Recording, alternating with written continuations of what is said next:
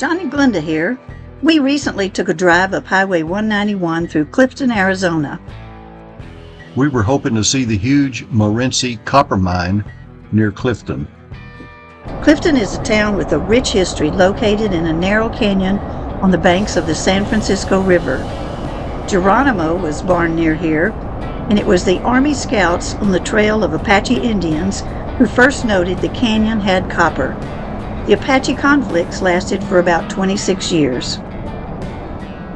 But in 1872, a peace treaty was signed that allowed the mining process to proceed, and the town of Clifton boomed to a population of 5,000.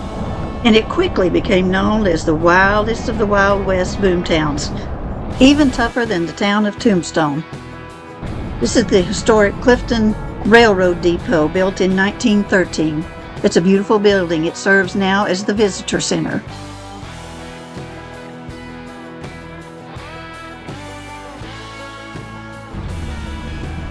And just down the street, we find the historic Clifton Cliff Jail.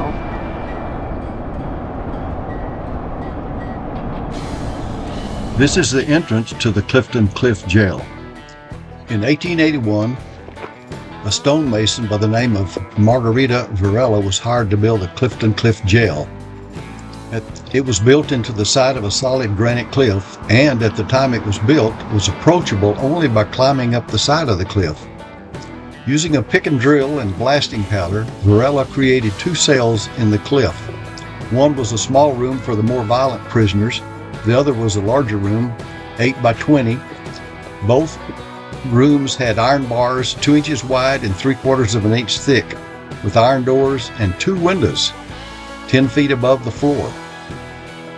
According to local legend, Varela celebrated the completion of the jail by getting drunk and shooting up the dance hall, became the first prisoner in the new jail.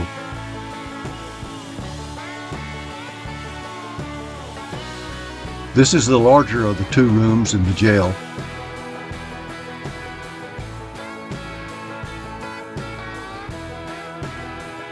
The other room was pitch black.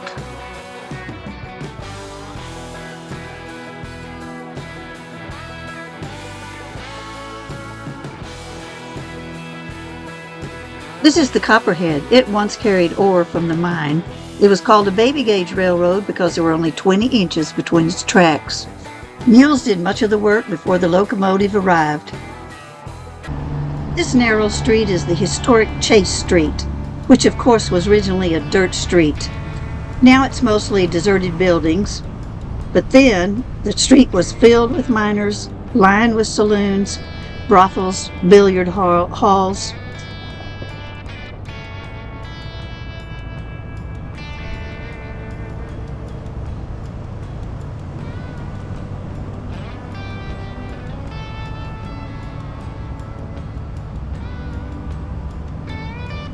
The street was prone to frequent flooding, as you can see from this photo. The Morenci Mine is the largest copper producer in North America. It all started in 1873 when the first ingot was produced in the Morenci Mining District. Years later, a railroad was completed and then a concentrator was installed. In 1937, open pit mining was started. Between 1937 and 2019, 39.1 billion pounds of copper were produced. The buildings on the left are where the ore is currently processed.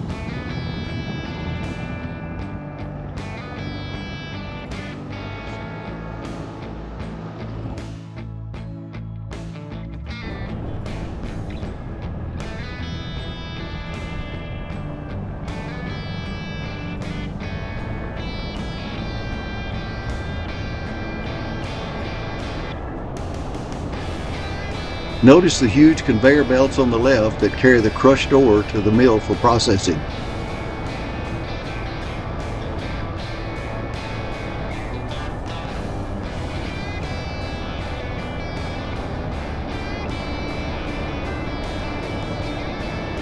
This conveyor belt is bringing crushed ore from the in-pit crusher.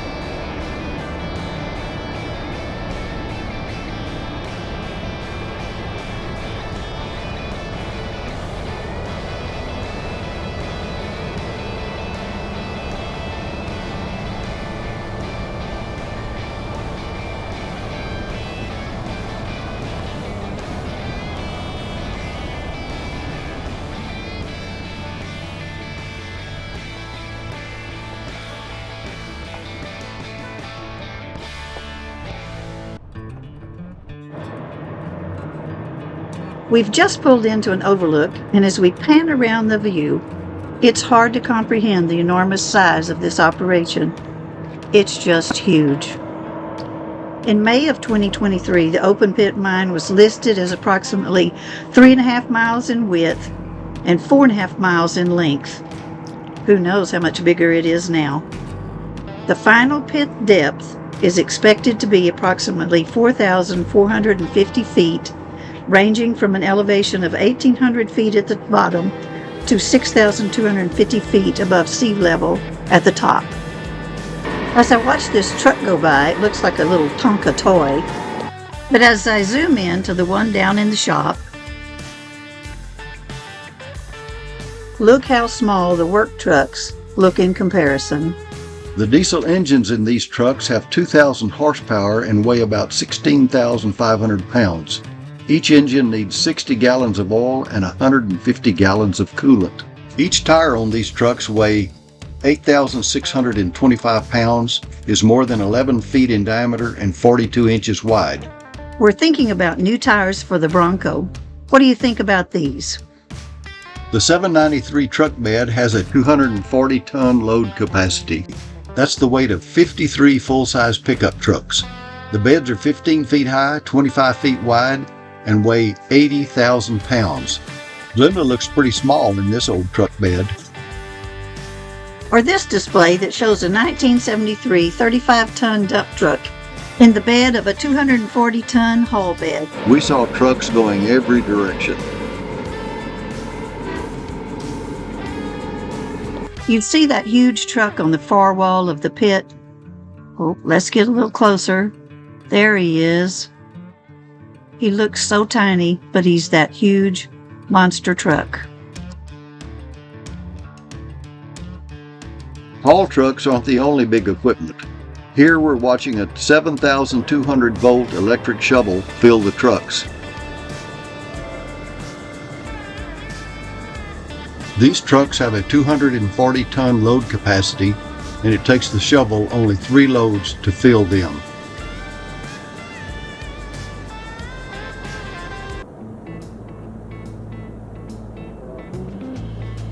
To put this in terms that might be more easily understood, each shovelful is equivalent to at least 2,000 bags of sackcrete that you might pick up at your building supply center.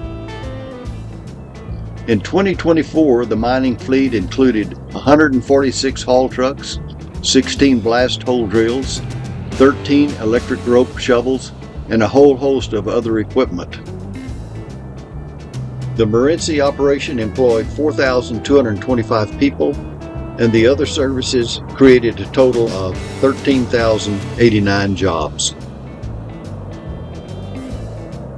The second haul truck is ready to move in as soon as the first one's filled because they can't keep that electric shovel waiting.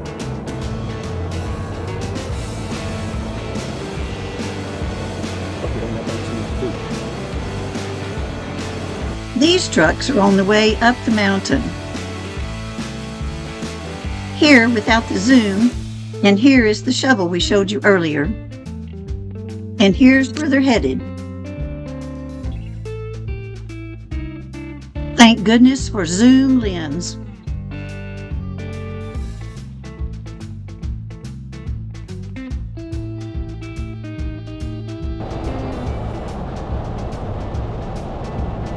As we left the observation area and headed north, we could see evidence of current or past mining activity on both sides of the road, and it went on for miles.